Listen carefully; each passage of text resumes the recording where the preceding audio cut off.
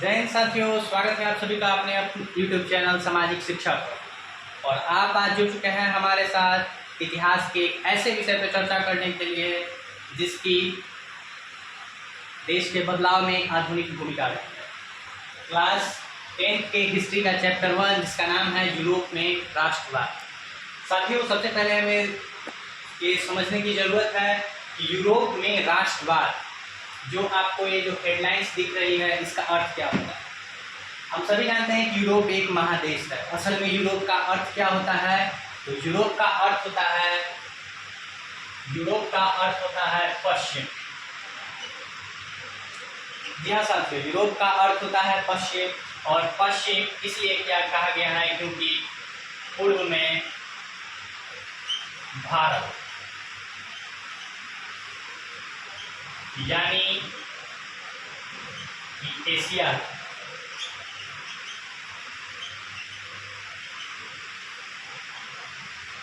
ठीक है। और अब अगर हम राष्ट्रवाद की बात करते हैं तो राष्ट्र का मतलब क्या है? राष्ट्र का मतलब क्या होता है? राष्ट्र के मतलब एक ऐसा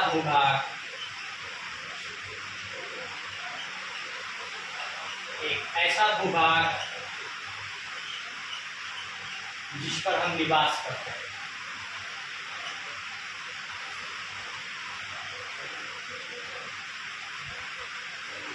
जिसके विकास के लिए हम लोग निरंतर संघर्ष करते रहते हैं। और विकास कहने का अर्थ है कि इस भूभाग पे रहने वाले सभी लोगों को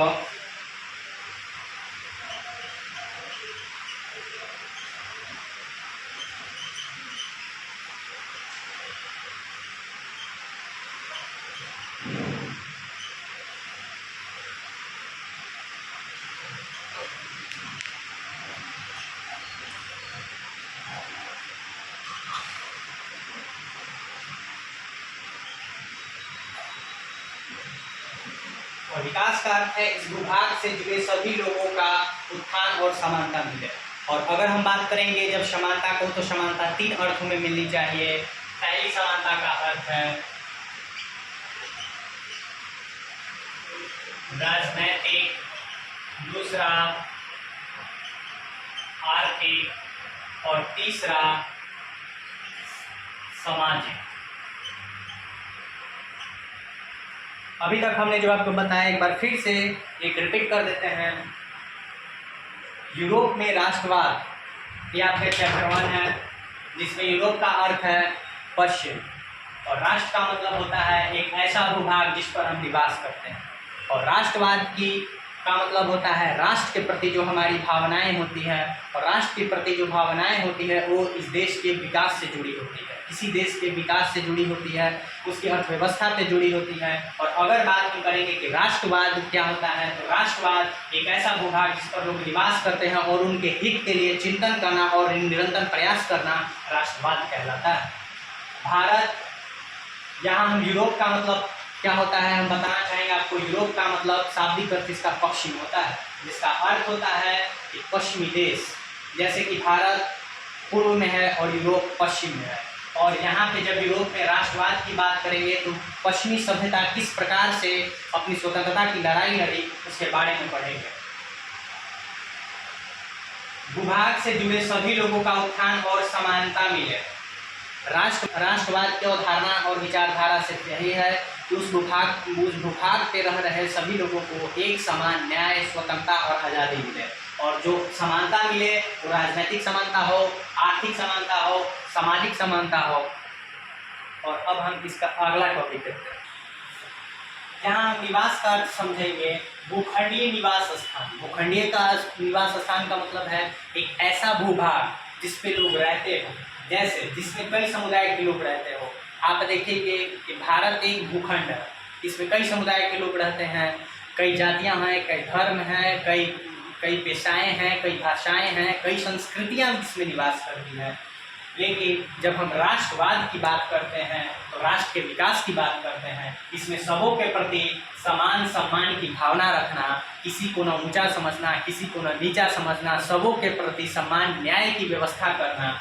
जैसे एक ऐसा स्वरूप जो पूरे समुदाय को एक सूत्र में बांधे रखे, और वो सूत्र है राष्ट्रीयता।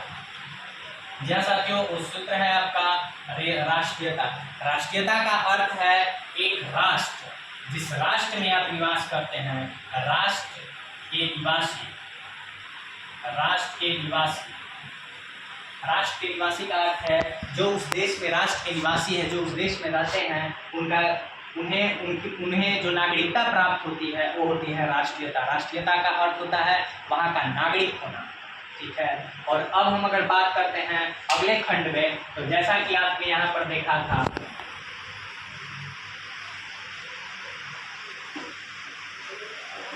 जैसा कि हमने आपको बताया था विकास किस चरणों में होना चाहिए, तो पहला सामाजिक विकास होना चाहिए, सामाजिक विकास होना चाहिए। सामाजिक विकास में सबों को साथ लेकर चलना, वो साथ लेकर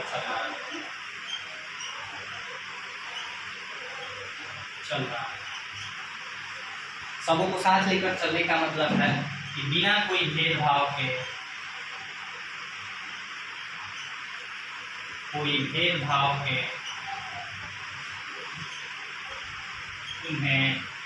अवसर प्रदान करना,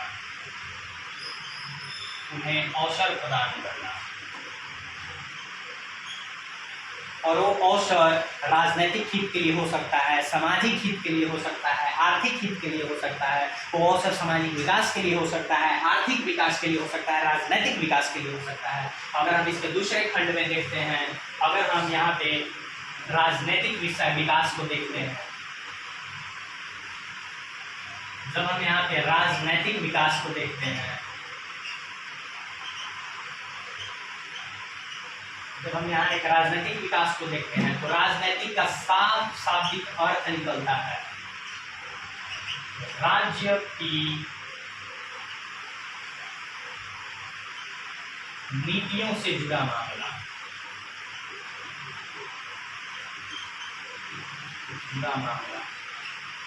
जब हम ऐसा देखते हैं कि राज्य की नीतियों से जुड़ा मामला कौन हो सकता है, तो राज्य की नीतियों से जुड़ा मामला हो सकता है पहला विकास का मामला। और जब हम इस विकास के मामले में देखेंगे, तो विकास में जो होता है वो आपका शिक्षा आता है, इसके बाद आपका प्रति व्यक्ति आय आता है, प्रति व्यक्ति आय आता है।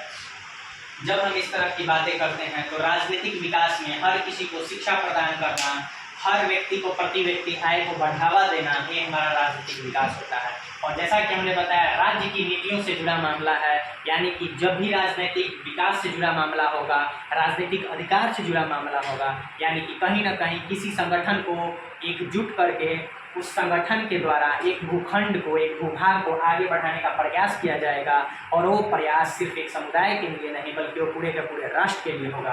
और अब हम यहाँ पर देखेंगे आर्थिक विकास।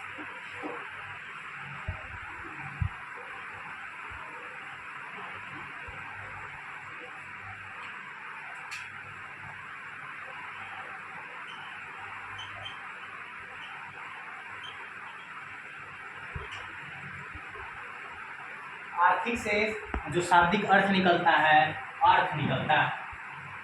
आर्थिक का शाब्दिक अर्थ निकला है, आर्थिक जो शब्द निकला है अर्थ से निकला है, और अर्थ के मतलब होता है संपदा, धन, यानी सबों को साथ लेकर आर्थिक विकास के लक्ष्य को प्राप्त करना राष्ट्रवाद में एक अहम भूमिका होती है। यानी कि गरीबी अमीरी के बीच के जो अंतराल हैं उसे मिटा करके सबों को एक समान आर्थिक दृष्टिकोण से आगे बढ़ाना, ये आर्थिक विकास का लक्षण है। अभी तक हमने देखा यूरोप का शाब्दिक अर्थ क्या होता है, राष्ट्रवाद का शाब्दिक अर्थ क्या होता है, राष्ट्रवाद में राष्ट्र का मतलब क्या होता है, और राष्ट्र किससे जुड़ा होता है, और राष्ट्र के सब शाब्दिक अर्थ को जब हम देखेंगे, तो राष्ट्र में एक भूखंडीय निवास स्थान है, जिसमें हर एक प्रकार के, हर एक तबके के लोग निवास करते हैं। जब हम राष्ट्रवाद की भूमिका देखते हैं, तो राष्ट्रवाद में सबों के प्रति सम्मान की भावना रखना होता है, सामाजिक, आर्थिक और राजनीतिक न्याय दिलाना होता है। ये होता है राष्ट्रवाद की भावना। नमस्कार। अगले एपिसोड में हम फिर मिलेंगे नए अध्याय के साथ। जय हिंद।